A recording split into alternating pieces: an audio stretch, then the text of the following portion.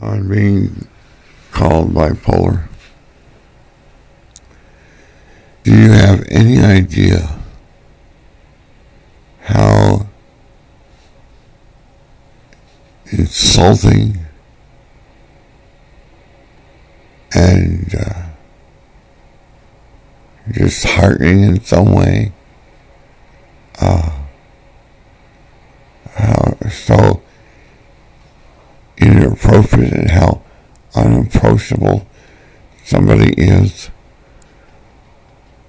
who makes these comments that I'm mentally ill, that it's my sugar talking, that,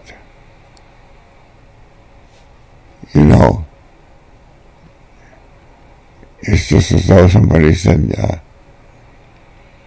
the reason you're complaining about this treatment is just because your skin is black. It has nothing to do with the validity of your accusation.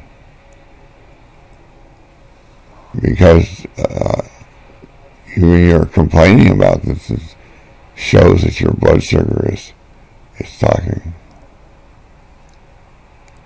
You see, at every turn, they think that it's my blood sugar. Little do they know my blood sugar may in fact be lower than theirs. And some people will say, well, you should just shrug it off. Well, that's fine for if there's just a remark or two. But when it's persistent from the people around you, at some point, you've got to stand up and say, look, guys, you're just off base, that's all. And I've made a couple of videos about being bipolar, as you can see.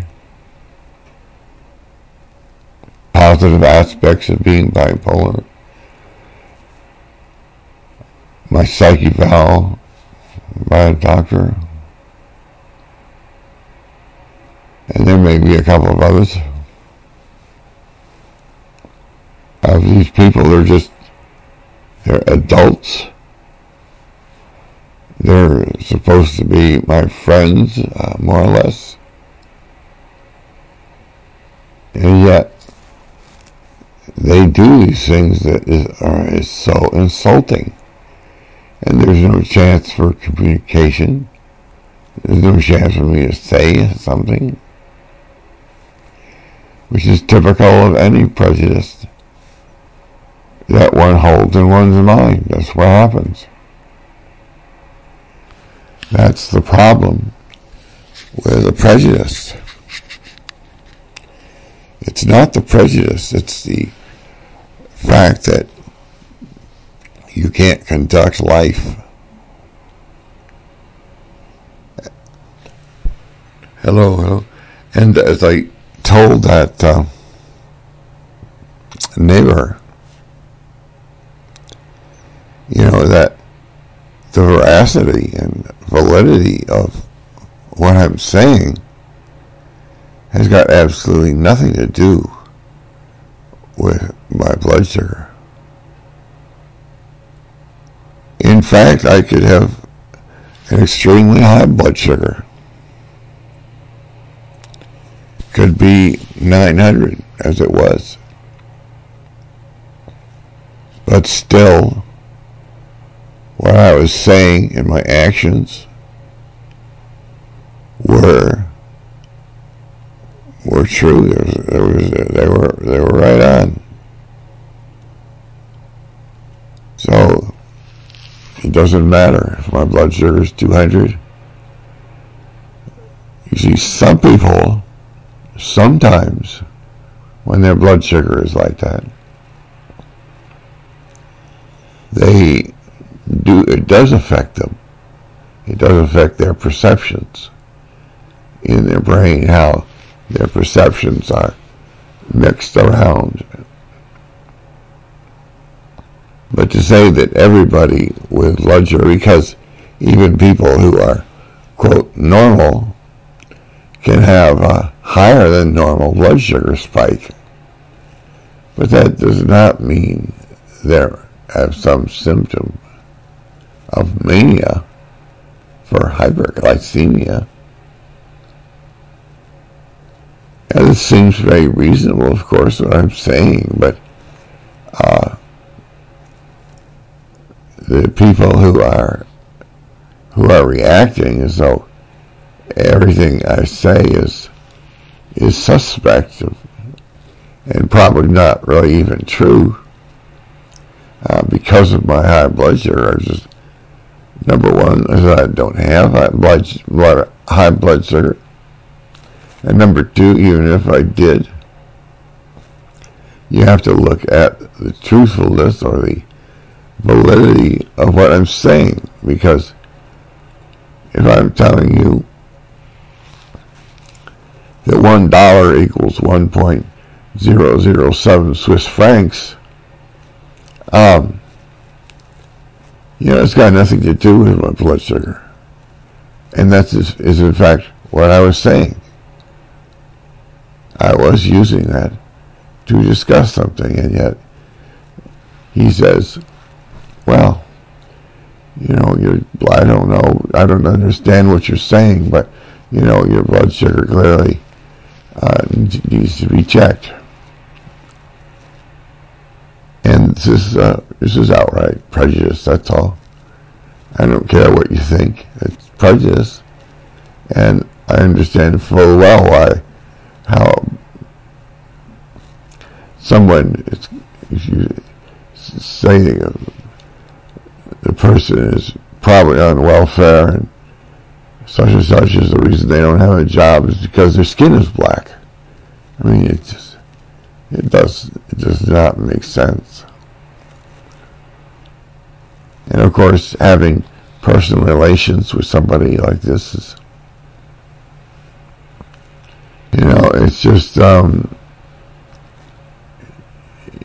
have to be careful. I have to be careful that I operate within the norm of their norm, not mine. My norm has got nothing to do with blood sugar. My norm has been around long before the onset of bipolar. My norm allows me access to think about things, virtually anything, with anybody at any time, pretty much. But when I venture outside their norm, even though it's within my norm, my blood sugar is immediately called into question, and they would say things like, quote, he has emotional problems. And that statement was regarding a letter I had written, and what is there is true. And it still is. Over a year and a half ago, it's still true. So you see, this is the danger you get into if you know something before you're ready to understand what it is you're knowing and what its effect is going to be on you. The problem for me is that it makes things difficult for me. The problem for you, the prejudice, is that you could be missing out on some very important information in what I'm saying. And even though I show you the importance of it, you will still say it's his blood sugar. And I don't really have to find out, therefore, about anything, the validity of anything that he is saying. So the danger and the risk is far greater for you in carrying a prejudice and assumption around about blood sugar, about skin color, about a person's religion, about this, that, and anything. any type of prejudice will put colored glasses on your face, and you won't even know.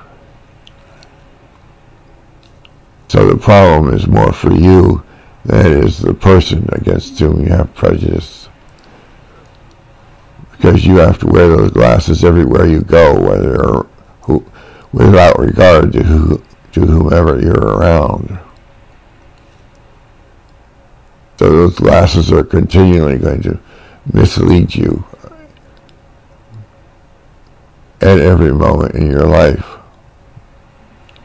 to a greater or lesser extent. And of course, people have many misunderstandings and assumptions that they're carrying around. And if you don't get rid of them in some fashion, it's like bookkeeping. You have to keep on top of things, or, your company could be going bankrupt and you don't even know. These are all common sense remarks. And yet, how often people don't tackle or even notice a prejudice when they have a prejudice. They don't even know it. It's just a basic personal misunderstanding of not knowing yourself, which is a common phrase that everybody hears, but very few people really do anything about. Because it's one thing to know yourself, it's another thing to do something about it. It's not sufficient to say you have an illness. If you want to live, you have to do something corrective measure about it.